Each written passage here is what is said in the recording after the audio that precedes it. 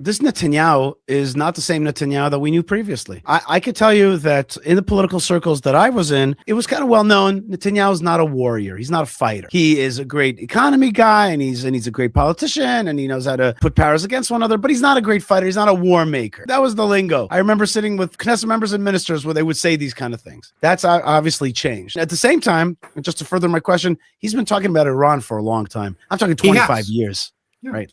Like this is he's been waiting for this moment. 100%. And I'll say even more than that. Part of what led to the failed policies that brought us October 7th and the surprise Hamas attack was our hyper-focus with the big mega strategic threats from Iran. And therefore, we took our eye off the ball and we're not focused on the closer to Israel threats like Hamas. That was part of the puzzle here. The Netanyahu that we are seeing over the last 2 years or so, since October 7th, is a different Netanyahu. It's a Netanyahu who has thrown out the policy of containment that was his trademark, the policy to kick the can down the road, do everything possible to avoid war. And if you have to do an operation, it's standoff, it's electronic, it's covert, it's never boots on the ground, it's never going to be something that's in a big way.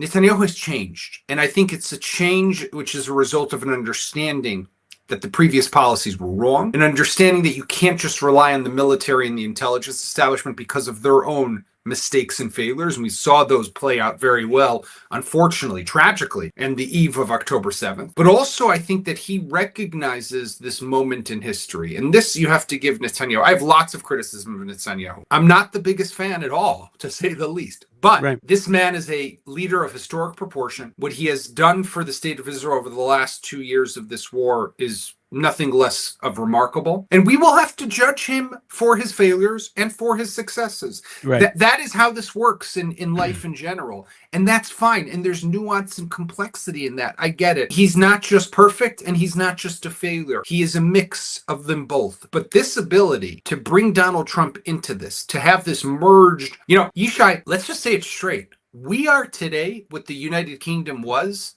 to the United States in World War II.